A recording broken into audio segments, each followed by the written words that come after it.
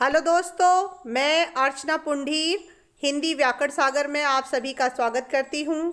आज मैं इस वीडियो में आप सभी के लिए लेकर आई हूँ रस। ये कक्षा 10 के सिलेबस में है, तो रसों को समझने के लिए इस वीडियो को शुरू से अंत तक ध्यान से देखें और इसे लाइक तथा सब्सक्राइब करना ना भूलें। रस का शाब्दिक अर्थ होता है आनंद। साहित्य आनंद को रस कहते हैं। साहित्य आनंद अन्य अलौकिक रसों से भिन्न होता है।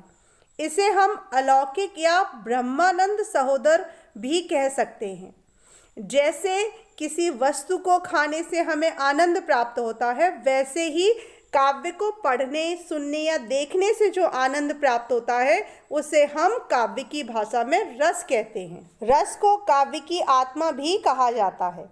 संस्कृत के आचार्य विश्वनाथ ने वाक्यम रसात्मकम काव्यम अर्थात सरस अभिव्यक्ति को काव्य माना है।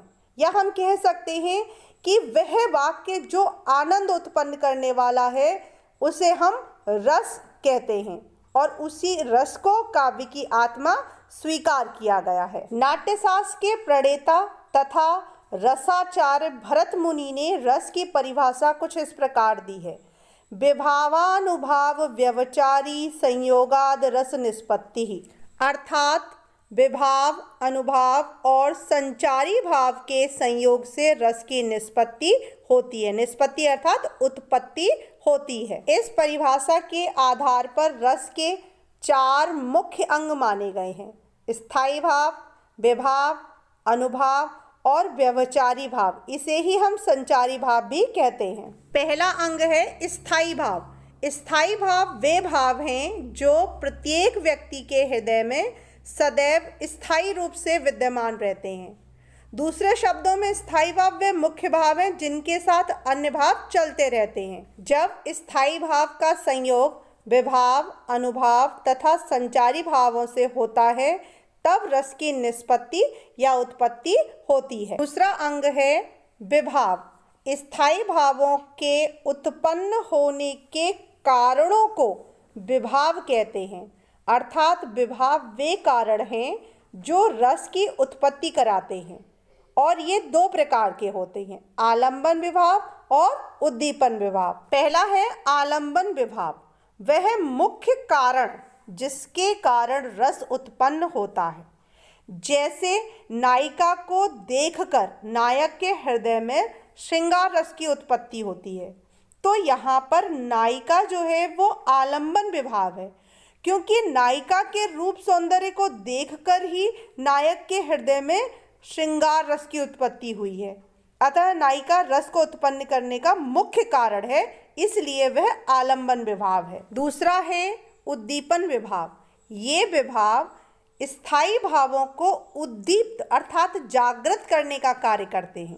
इसमें प्राकृतिक वातावरण विशेष प्रभावशाली होता है, जैसे उपवन, तालाब का किनारा, वर्षा ऋतु, अंधेरी रात, चांदनी रात। सामान्य तौर पर कहें, प्राकृतिक वातावरण या प्राकृतिक कारण जो रस को उत्पन्न करने में सहायक होते हैं उद्दीपन विभाव कहलाते हैं। जैसे दुष्यंत ने शकुंतला को उपवन में देखा, तो शकुंतला को देखते ही दुष्यंत के हृदय में रति या श्रृंगार रस की उत्पत्ति हुई। अब शकुंतला तो यहाँ पर हो गई आलंबन विभाव, और जो प्राकृतिक वातावरण है, उपवन इत्यादि है, वो हो गया उद्दीपन विभाव। तो ये दोनों ही विभाव रस को उत्पन्न करने के कारण होते हैं। तीसरा अंग है अनुभाव। आलंबन के फलस्वरूप आश्रय अर्थात नायक के हृदय में रस उत्पन्न होने की दशा में जो शारीरिक, मानसिक, वाचिक क्रियाकलापों में परिवर्तन होता है वह हमारा अनुभाव कहलाता है। जैसे भय के कारण रोंगटे खड़े होना, हास्य भाव के कारण पेट में बल पड़ जाना या पसीना इत्यादि आना, ये सभी अनुभाव हैं। नायक जो क्रियाकलाप करेगा, उसके जो कार्य होंगे वही हमारे अनुभाव कहलाएंगे। चौथा अंग है संचारी या व्यवचारी भाव। कुछ भाव ऐसे होते हैं जो स्थायी भावों के साथ साथ चलते हैं। वे थोड़े समय के लिए ही रहते हैं, स्थायी नहीं होते, बस थोड़े समय के लिए दिखाई देंगे।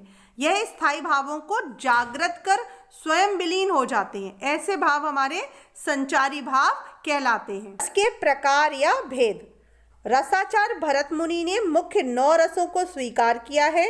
यहाँ पर मैंने उन्हीं की सूची दी है। पहला है श्रृंगार रस और इसका स्थायी भाव है रति।